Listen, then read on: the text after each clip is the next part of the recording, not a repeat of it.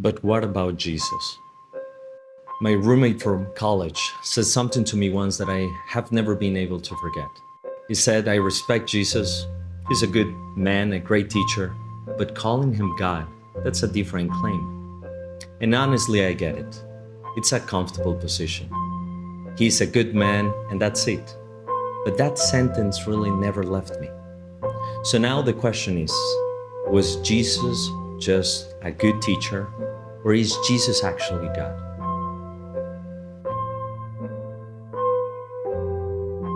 The idea of Jesus the good teacher is comfortable because he doesn't ask anything of you or me.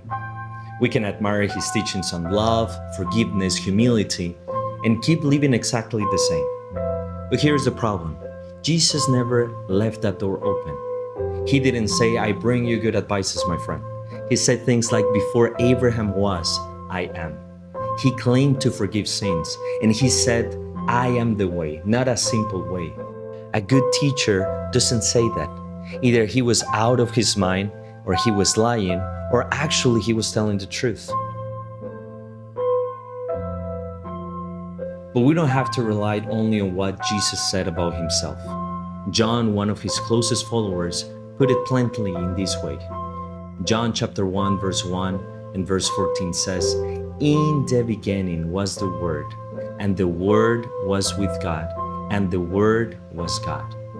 The Word became flesh and made his dwelling among us.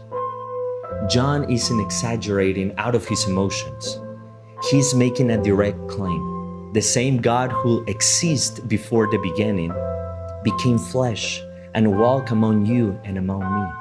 This isn't a man who spoke highly of God. This is God himself made human.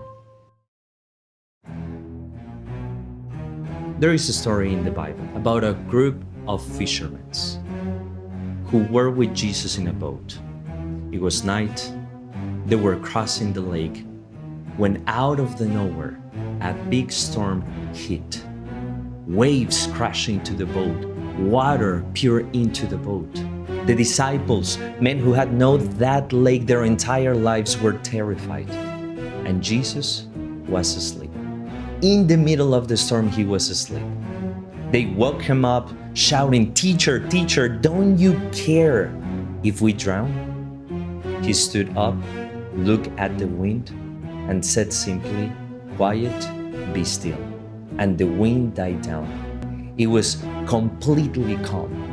The disciples looked at each other, more afraid than they had been before, and asked to each other, Who is this? Even the wind and the waves obey him. That is the question, isn't it? A question of identity, the same one we start with. Because a good teacher can calm your anxiety with wise words. But a good teacher doesn't speak to the wind, doesn't speak to the sea, and the sea clearly don't obey him. That's not human wisdom, my friends. That's authority over the creation. And this is where the question stops being a theory and it becomes reality. If Jesus is a good teacher, I can admire him from distance and that's it, and keep living my life as the same. But if John is right, if Jesus is right, if the Word became flesh, then admiration is not the point anymore. Trust is the point. Surrendering my life to him is the point. Letting him speak to my own storm is the point now. And that's why answering this question matters so much. My old roommate has every right to see Jesus as a good man. But I cannot stay there anymore. Not after reading his own words, not after seeing who calmed the storm. The question was never whether Jesus was a good teacher or not. It was always about who Jesus is. And the question, my friend, for you is the same. For you, who Jesus is.